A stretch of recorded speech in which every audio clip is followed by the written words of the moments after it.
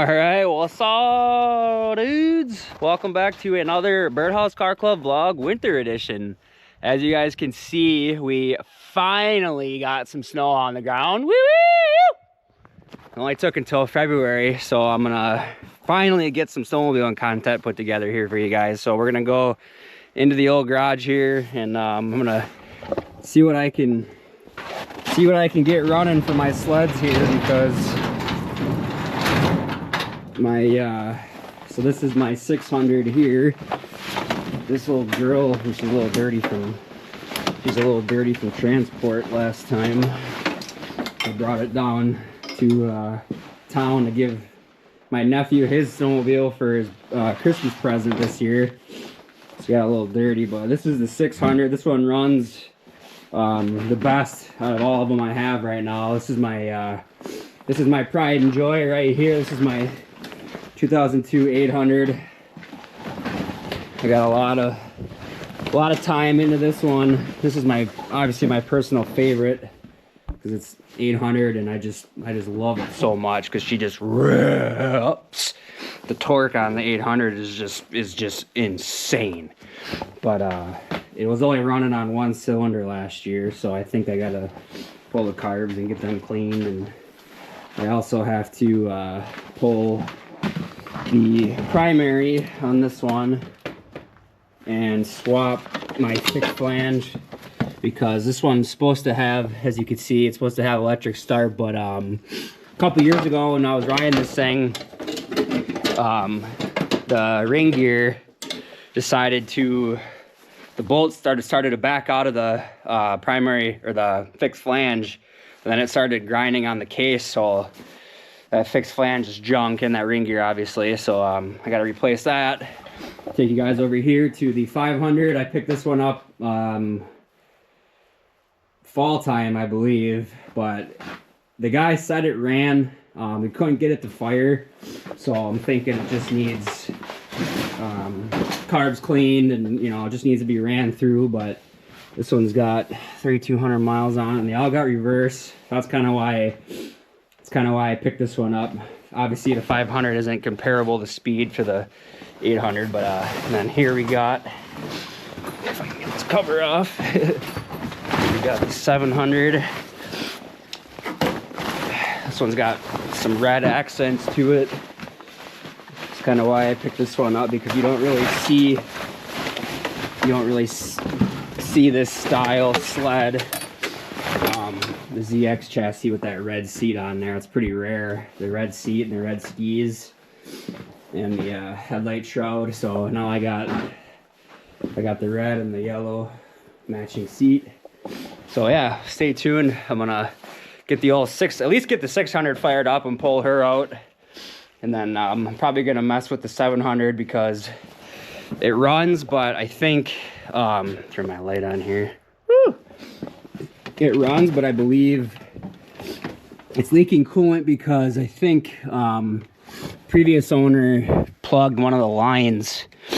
There's supposed to be a line that runs into the carburetor right there. They're heated carbs, and I believe the other side they have missing, so I think that's our issue there. But other than that, I think she runs good. I think I got to mess with the reverse button a little bit when I picked it up. This one I bought a little over a year ago. I actually brought my ex-girlfriend to Chicago to the airport at like 3:30 in the morning, and then on my way back home, it was a 4-hour drive home or 3-hour drive home. I ended up taking an hour detour, picked this thing up at like 6 a.m. and then I went home. But so yeah, stay tuned, guys. We'll get the at least get the 600 pulled out, and then we'll go from there. So yeah, stay tuned. All right, let's see. This thing should fire 3-4 pulls. She's a pretty good unit.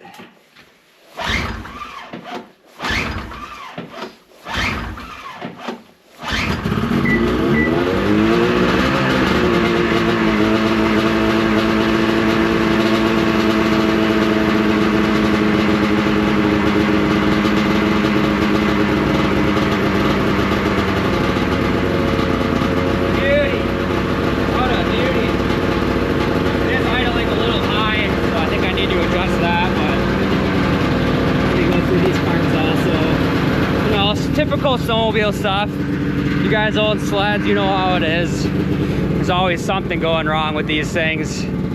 But sometimes you get lucky. Sometimes you get a good one that'll just keep running. But yeah, it's a little 600.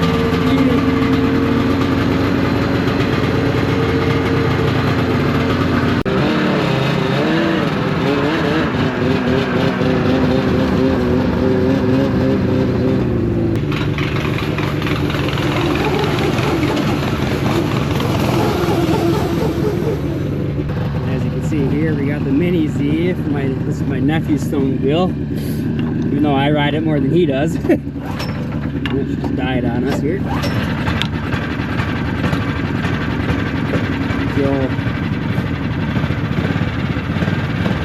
old Mini Z 120. She's a little beauty.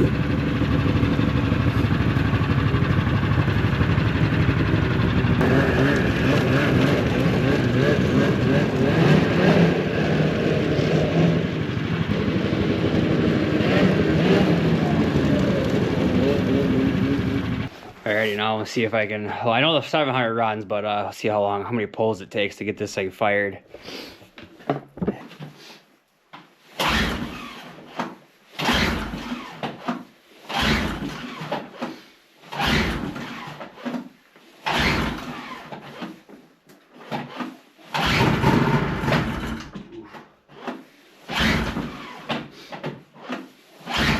Definitely need some fresh gas.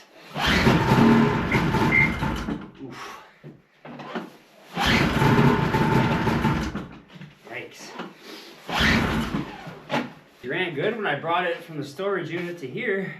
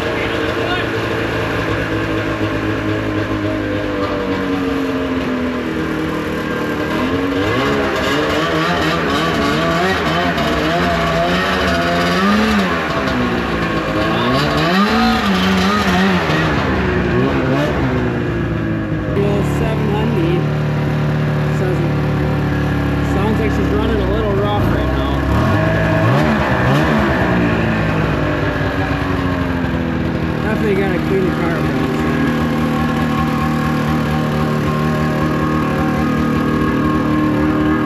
Here she goes, though. Gotta love snowmobiles.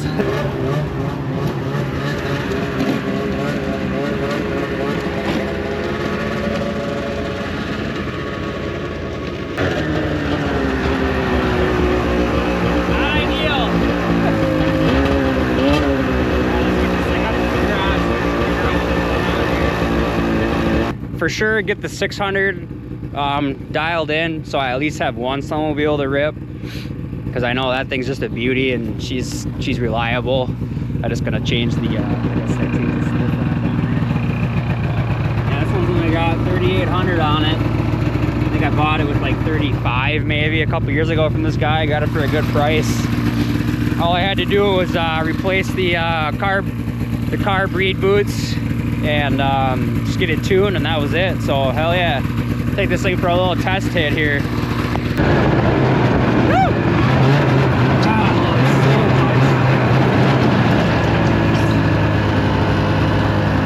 you guys have never ridden a snowmobile, I highly recommend it because they are a lot of fun and they are just so fast.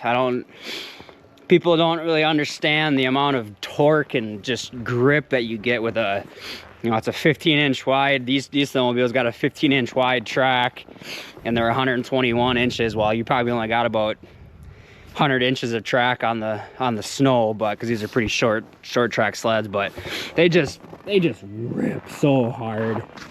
It is just an incredible feeling, especially like I said, the 800 just first time I ever rolled that thing, the torque that I felt on my forearms was just insane.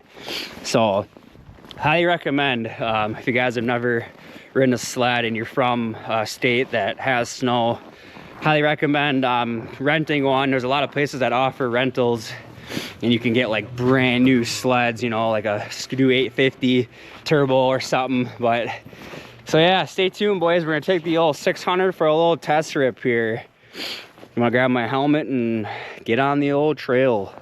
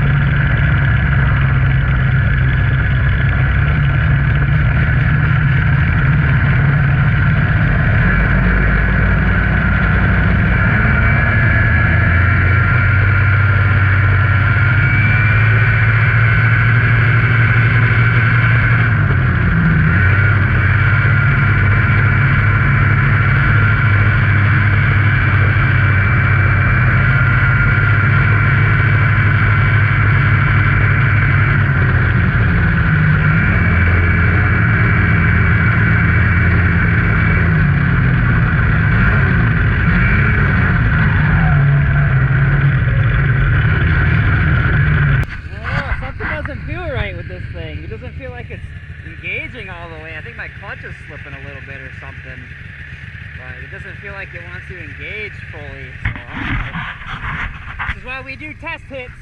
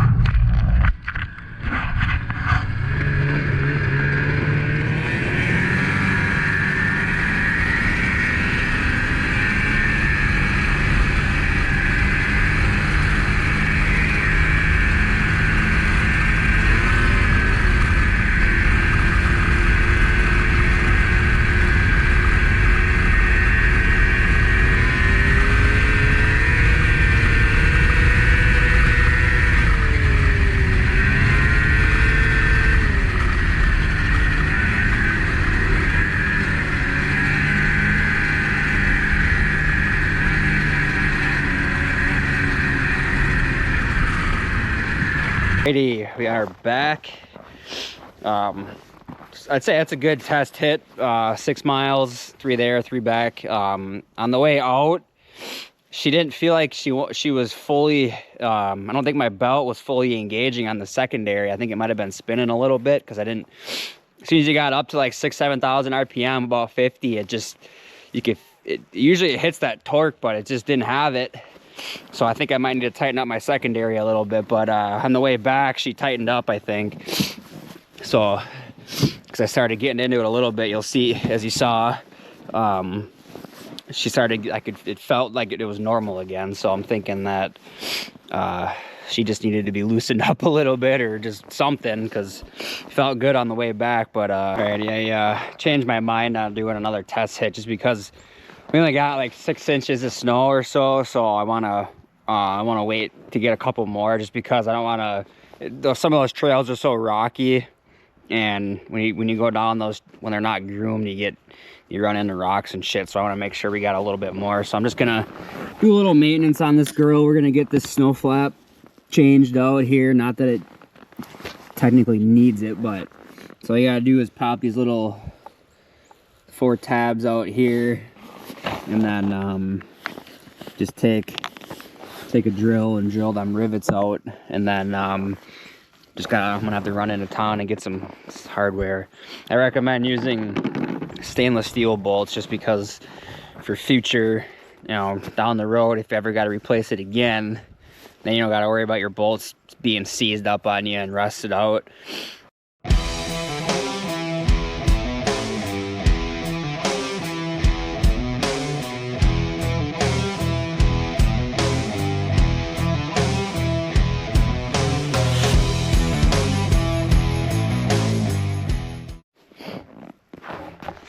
Alrighty, got the snow flap off here, and as you guys can see, there's a little back plate that sits behind the snow flap that puts pressure on it, so it pushes your snow flap out to prevent, you know, from getting pulled up into your track. So I got to replace that also. As you can see, that's what it's supposed to look like. This one got pretty beat, so along with the snow flap. So I got a freshie right here. Like I said, so yeah, stay tuned, boys. We're gonna get this thing dialed in for this weekend, and we're gonna do some rapping. Yeah, hell yeah, let's go. I just pulled the old girl back down in the garage because it's starting to get cold. Sun's going down, so I'm gonna start doing some work in here. I guess I can get the heater going, but I just think it looks so funny. It's amazing what a snow flap will do to a snowmobile. It's like, you wanna go snowmobiling, okay? You wanna go snowmobiling? It looks like it's it just looks so funny. Hell yeah, boys. I'm freaking hyped if you couldn't tell. I'm ready to get ripping.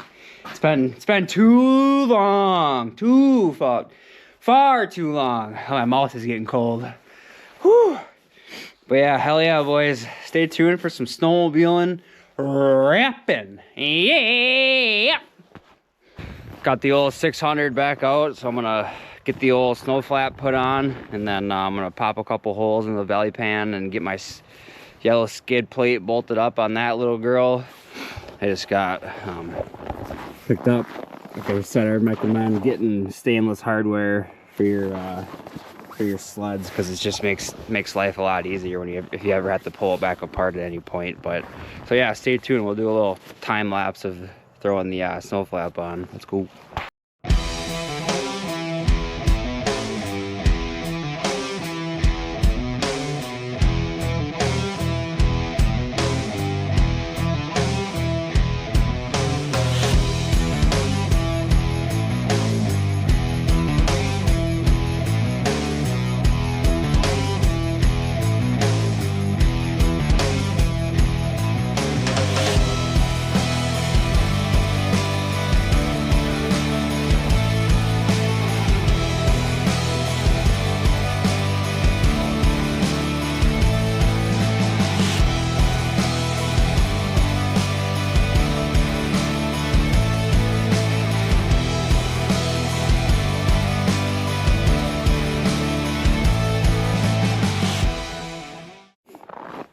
Alrighty, looking fresh on the old 600.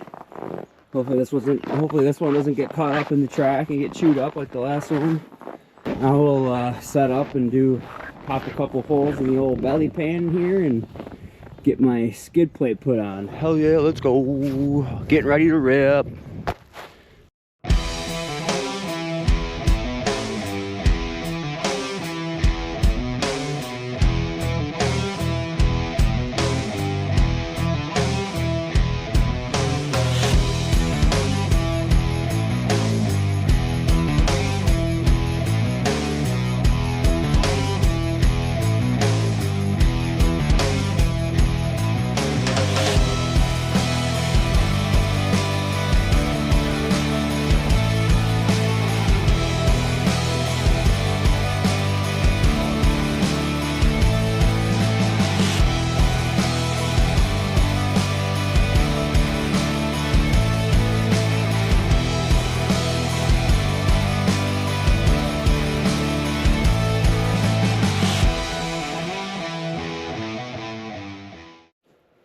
Alrighty, boys, we got the skid plate mounted, and turns out it lines up.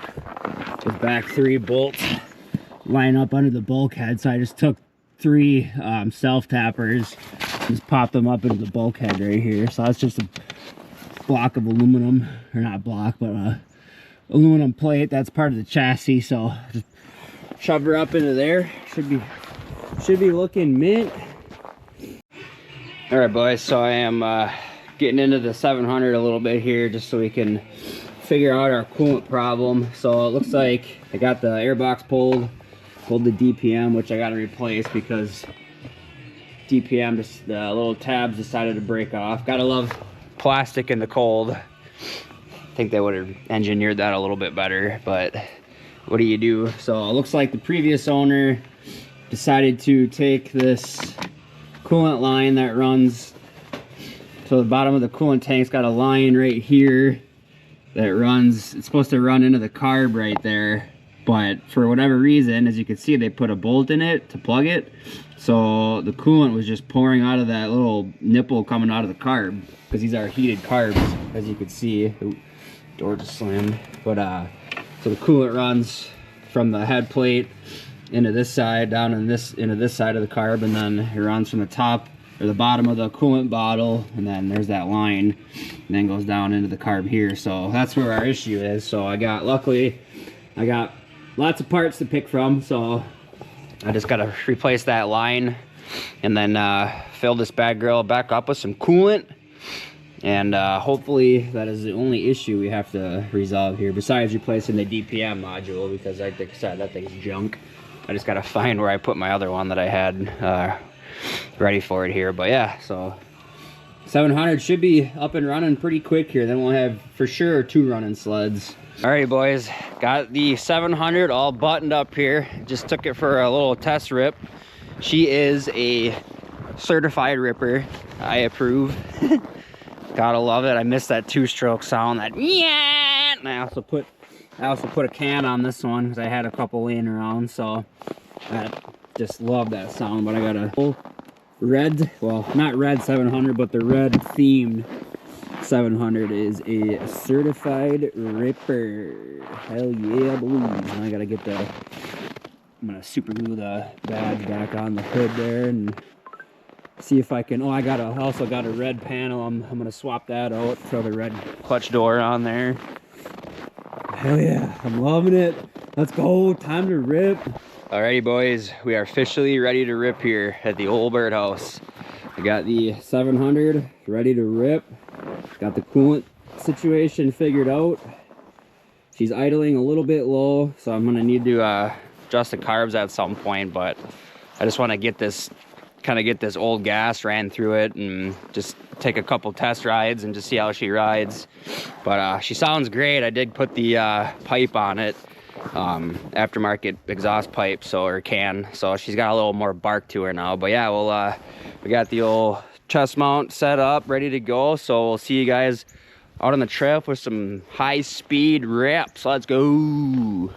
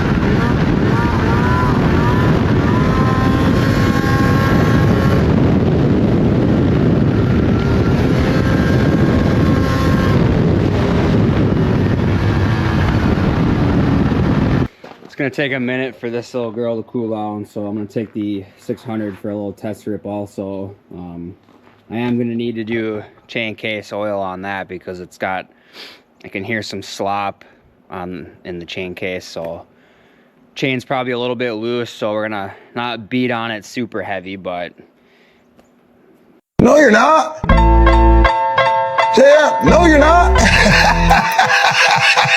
No you're not. Stop. That's it's not very good at doing is keeping out of the throttle. It was hard for me to not hammer on it when I was on my way back dealing with that, so we'll take the old 600 for a little ride here. We got some snow coming down, as you can see, so